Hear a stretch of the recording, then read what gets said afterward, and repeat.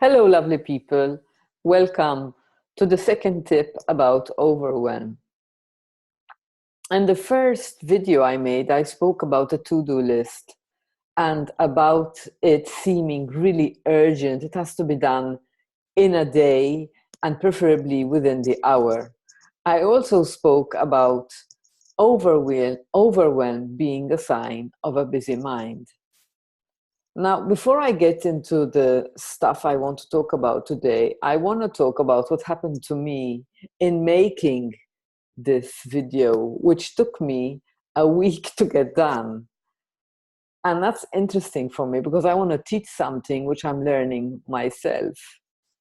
And the reasons it took me a week is because I wanted it to be perfect. I wanted it to be informative. I wanted to be done in one recording and not having to repeat myself.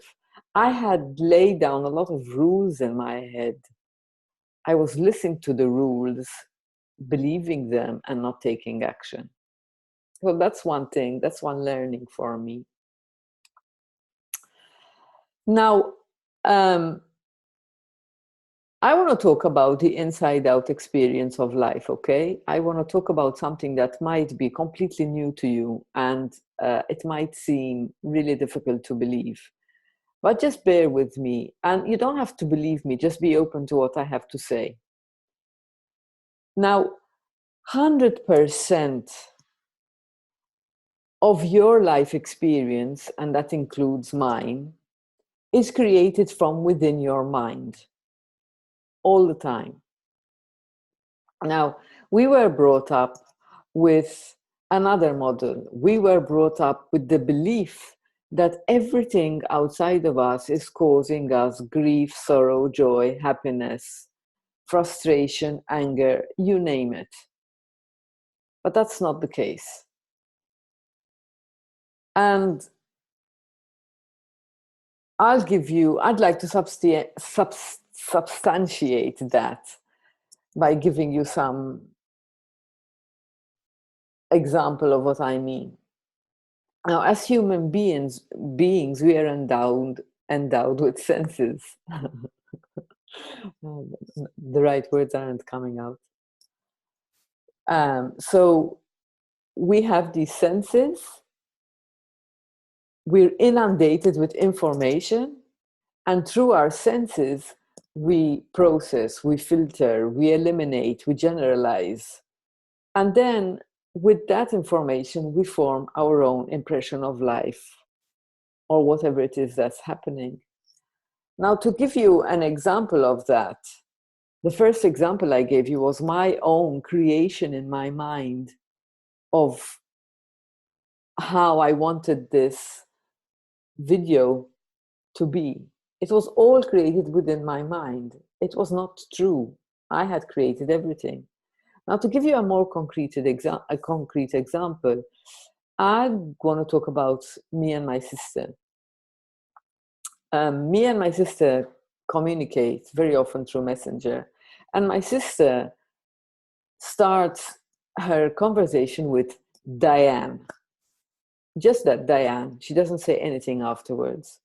And depending on the mood I am, I give meaning to the word Diane.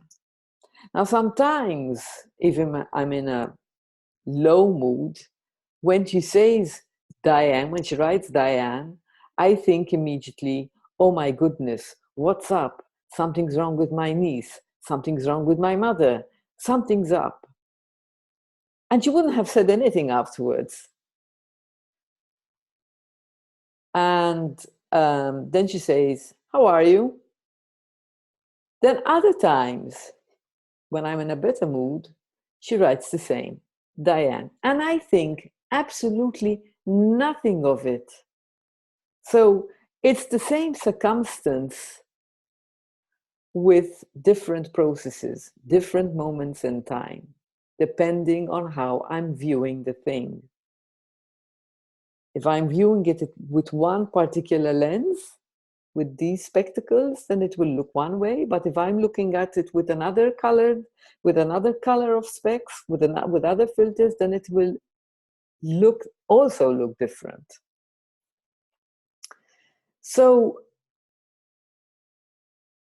overwhelm is something that's happening in our mind. And if I refer back to the to-do list, it's not the things on the to-do list that are causing you panic, anxiety, tiredness, or stress. It is your thinking that is coming, bubbling up in your mind, that is giving meaning to the stuff on your list, because the things on your list are neutral. It's the meaning that you're giving to the items on your list that are becoming negative or positive. So that's tip number 2 about overwhelm. I look forward to seeing you again on the third and the last tip. Thank you for listening. Bye.